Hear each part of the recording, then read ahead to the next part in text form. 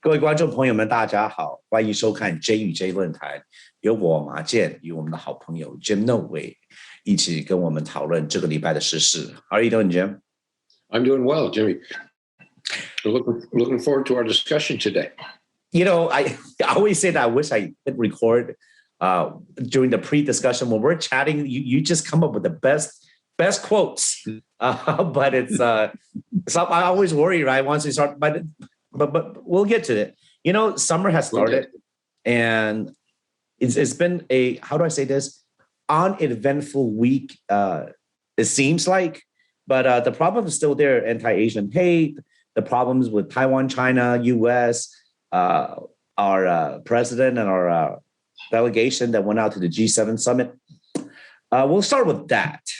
What has changed between this administration and the last administration, and how are we treating Mr. former KGB Vladimir Putin? How are we treating him differently? Or are we not? Are we treating him differently at all? Well, I think we probably are treating him differently. Some people in the media say that we're not, because Biden is continuing to impose the same sanctions that Trump initiated. But for some reason, President Biden felt it was important to have a summit meeting with Mr. Putin. I don't know why. I don't know what he intended to accomplish. I don't think he accomplished anything. Did he give anything away? Some people are suggesting that he did. I have no idea to know one way or another. But my observation of what came out of it is Mr. Putin and the rest of the world, including the G7 leaders, looked at Mr. Biden and said, this guy is weak. He has no idea what he is doing on the world stage. And his whole attitude toward foreign affairs is giving things away and patting people on the back as, quote, diplomacy.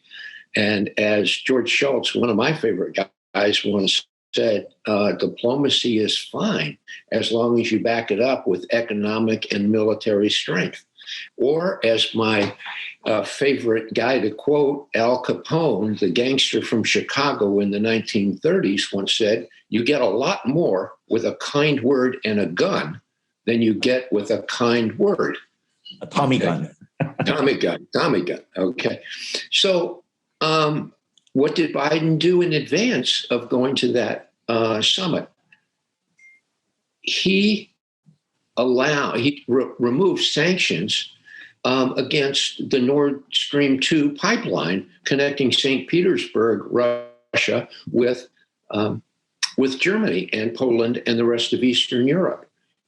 That allows Russia to, one, gain huge foreign exchange revenues by selling the only thing they can sell is oil and gas, and B, have power over Germany and the rest of the Eastern European countries by being able to turn off the gas. It was President Trump imposed sanctions, got the whole project stopped, which is a massive national security threat to the United States. And Biden just unilaterally gave it away. And for some reason, it's okay to build a pipeline over there, but it's not okay to build a pipeline here, because of the first thing he did when he became president in January was cancel the XL pipeline. I think we have become a laughingstock around the world, and I'm not sure where this is all going to go. But the biggest issue when it comes to the U.S. and Russia is I don't understand why we treat Russia with so Russia, the respect of being staged together. Look, the Russian economy is about the same size. It's smaller than Texas's economy. And in the United States, we have 49 other states, including California, Florida, New York, and some other very big states. Okay, Texas is number 2. But as a country, Russia is only that. Okay? The Russian population is deteriorating, declining, and deteriorating because of mental health and all the other things that they have problems with. It's not going to be very much further before the Russian economy collapses from within. Do I think we should antagonize Russia? No, not necessarily. We should just ignore it. Just ignore it. And maybe then Mr. Putin will wander into some other foreign adventurism. But if he wants to wreak havoc in the Middle East, that's okay with me. I mean, I don't like it, but I don't think it's worth us going to fight in the Middle East all over again about.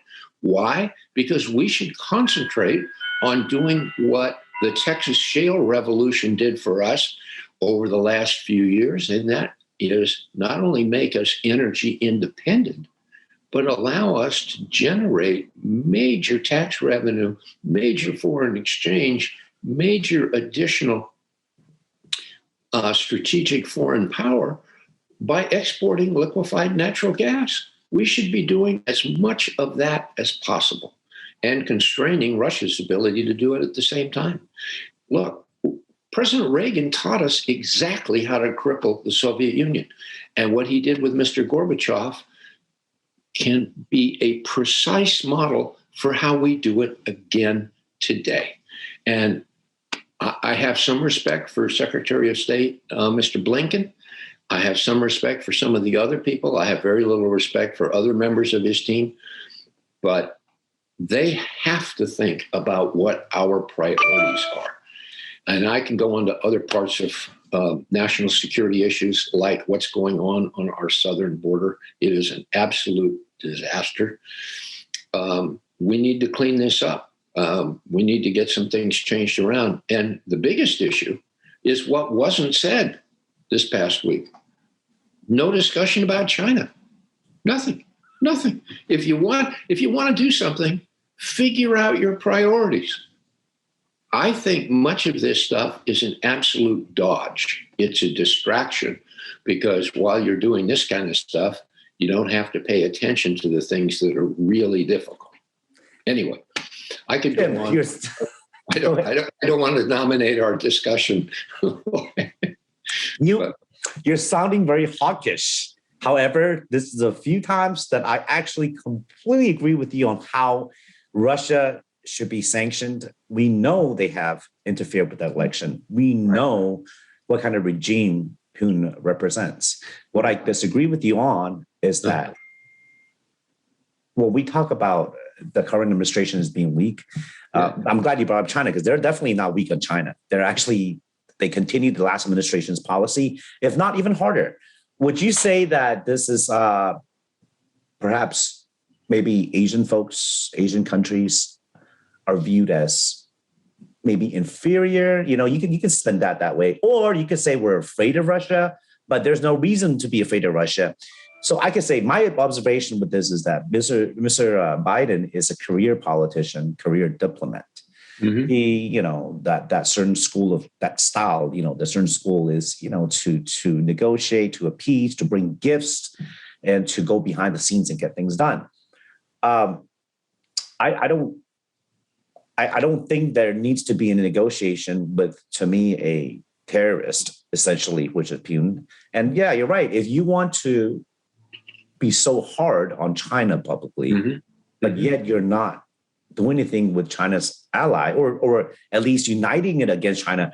Like I said, I don't know what he's doing. I don't know if there's any, but if the end result is to gang up and sanction China, I don't think he achieved that. The result of sanctioning Russia, for sure, he didn't achieve that. Yeah. So I don't know what's the point. I don't know what the point is, why we were doing it. To me, the whole Biden administration is focused on mostly theater. So I think it was just another way to create some publicity around things. But if we were to get serious on Russia, there are so many things that we could do. We should do. Not we could do. We should do. Should do. We should do it anyway. Russia wants to make noise in Georgia or the Ukraine, massive troops, Eastern European countries. Just sanction them. Russia needs the dollar.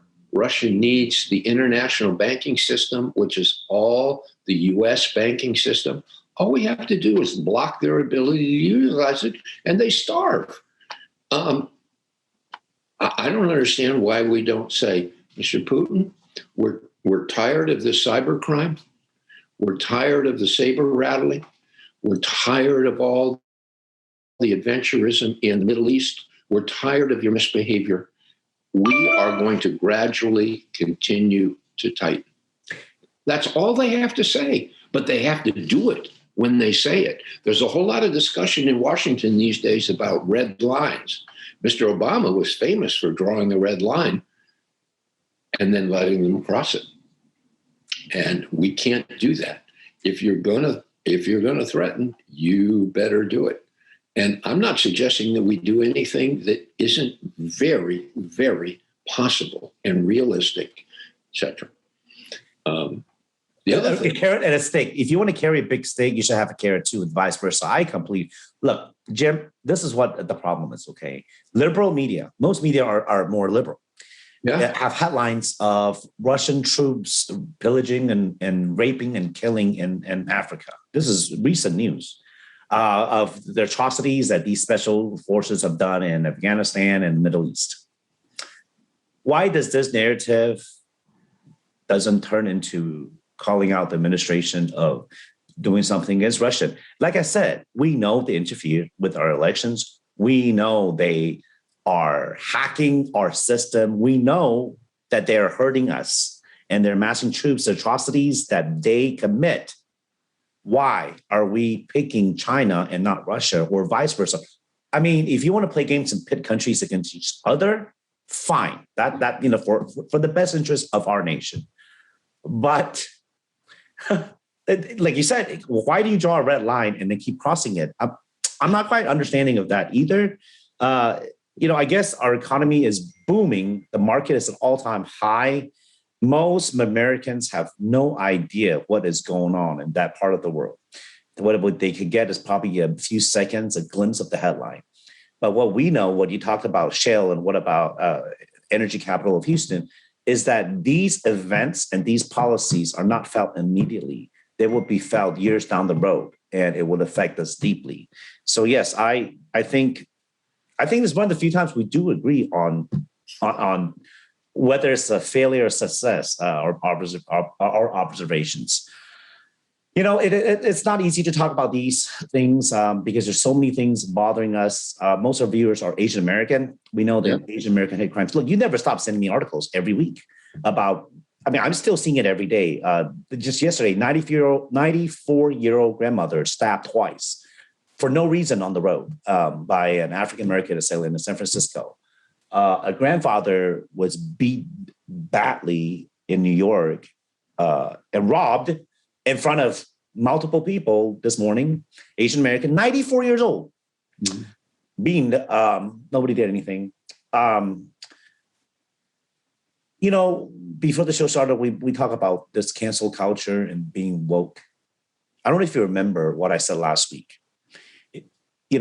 About Taiwan. Taiwan claims to be woke. The people they pay to advertise for them, the media that's been bought out, claims that there is such a strong contrast to a communist country like China.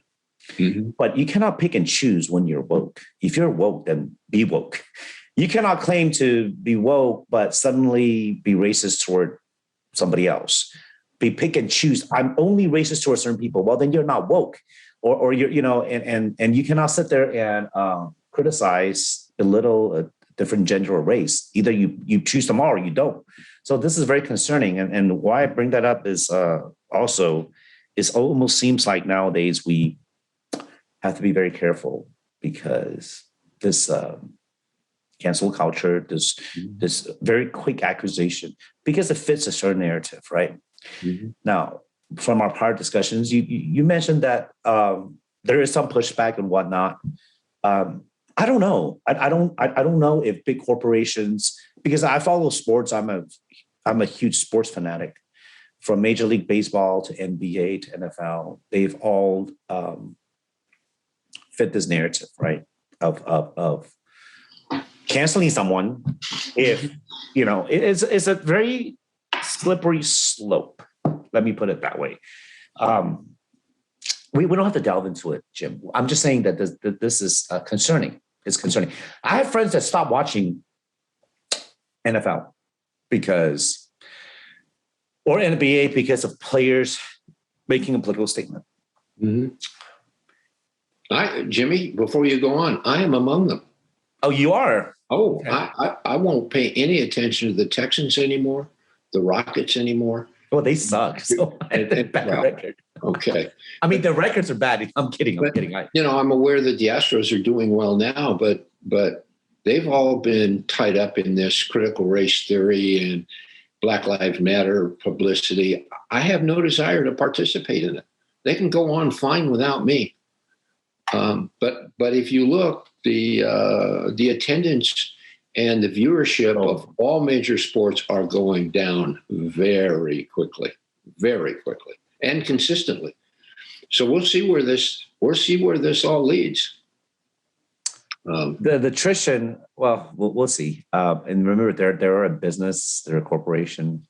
I think their bottom line and their shareholders and the billionaire owners of sports teams, they either came from money or they made it on their own, but none of them are. I mean, they all have advisors. They'll make a decision. Because when it hurts their pocketbook is when we'll see change. I think it already is hurting their pocketbook big time. But what has happened is we've had a major interference in all kinds of experiences and judgment in the last year, and that's called the pandemic. That has distorted almost everything. Did it create change all by itself? No, it accelerated it and it exacerbated it, but it also deferred a whole lot of other economic activity. And now coming out of it, we have a whole additional set of problems, supply chain constraints, export imbalances. You go right now until all of that stuff settles out, and it will, but it will take a little bit of time. I don't think anybody realized how out of balance many things got from the pandemic until about 2 months ago, when things really began to get back in motion, and they weren't there. The Economist has a cover story, The Bungle, and it shows things tied up in a bottle that simply can't get out. It's ultimately the constraint about supply chains. And this is big stuff. Okay. Big stuff. It's not just domestic economics, it's international trade, international finance. And it is feeding back and forth to many of the things we just talked about on foreign policy. So, and the other thing, and it now will come full circle to the human condition.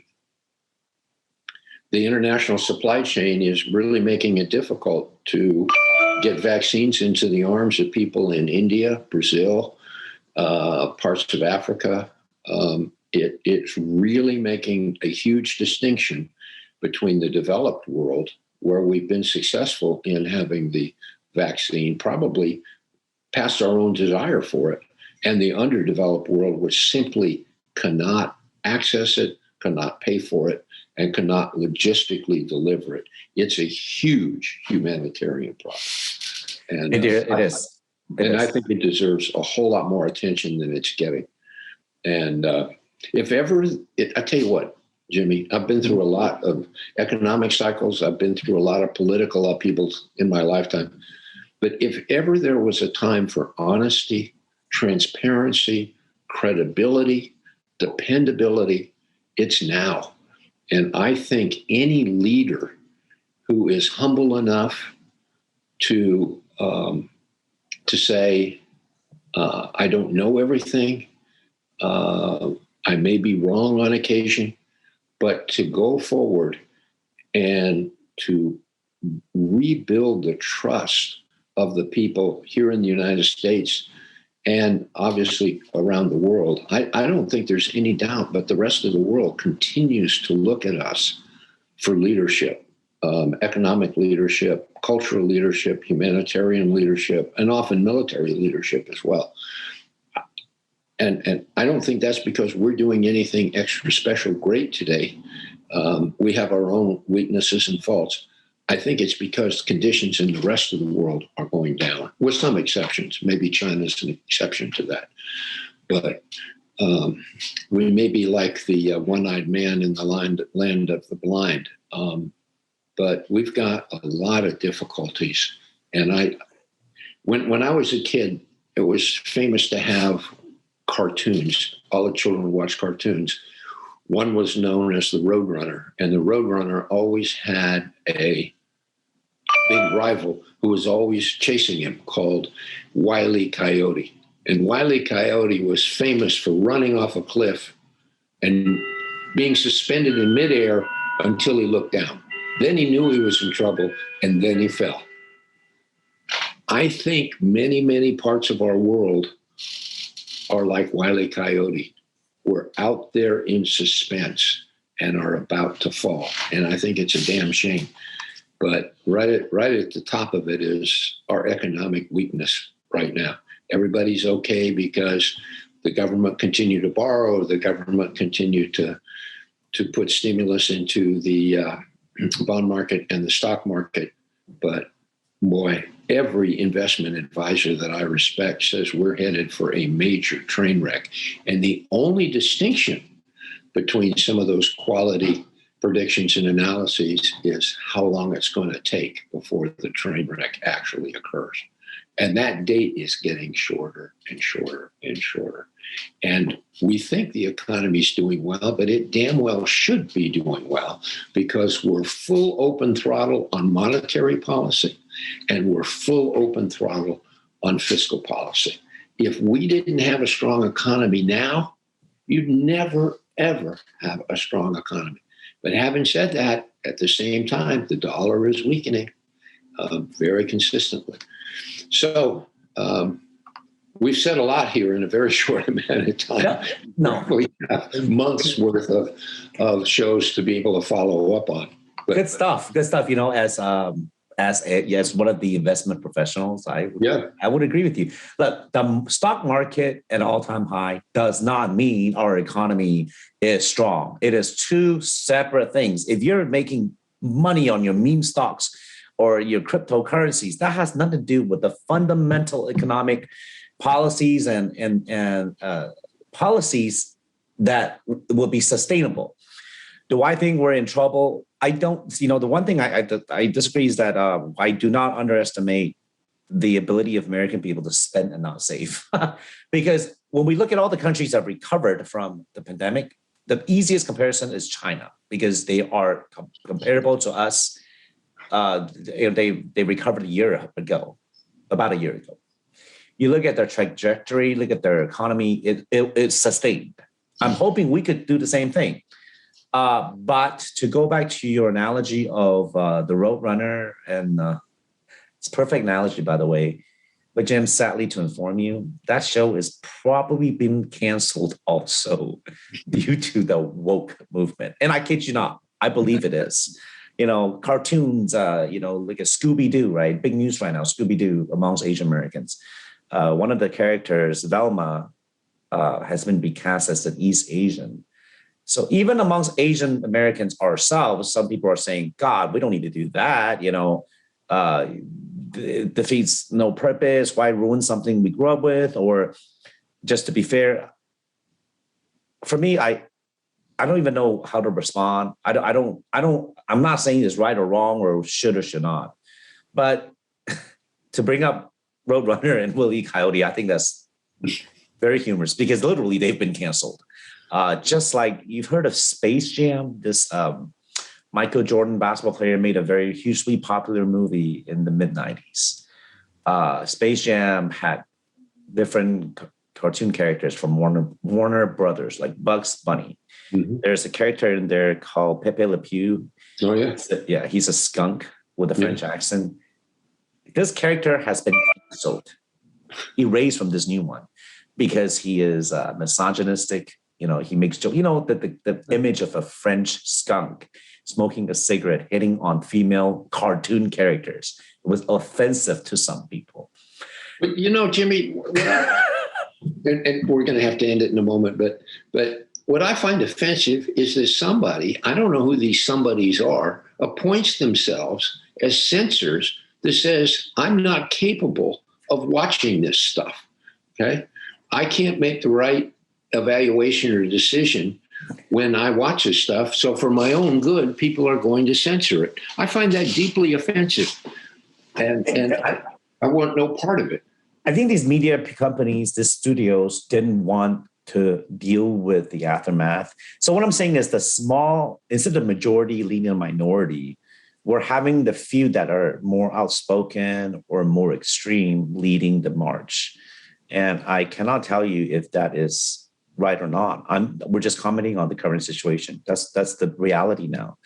Any more we say, Jim, could and will be used against us. So let's just stop there. Can we talk about good stuff like ERCOT telling us Texans and Estonians to conserve energy because it's about to get hot? Just like in the winter, when they told us, when we have a major failure because they did not prepare for the cold. So now they're telling me that they did not prepare for the hot, as if we've never hot in the summer. It's always this hot in the summer in Houston or in Texas. It's absurd. It just shows how we haven't learned anything from the several ERCOT examples from 2011 down to this past spring, February, March. The governor hasn't done his job.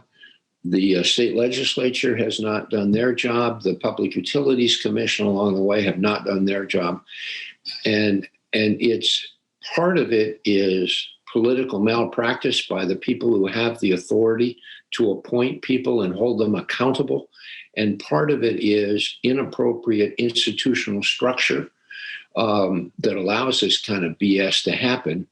And then now come back full circle to the people who have the power to change and improve the institutional structure. And I know this is going to devolve into partisan politics because all of us, including those conservative like me, we look at the Republican leadership and say, guys, not only did you failed consistently, time and again. And what does it take to get you to act? And maybe we need consumer revolt. Jim, maybe I don't want me to cut you off, but you're one that don't say we. Amongst the conservatives, we need more conservatives like you and people that you hear from, because most of them are going to go down party lines of party loyalty. They're not going to call them out and tell them this is not partisan. This is whether you failed, and you failed and consistently, because this affects all Texans, whether you support them or not.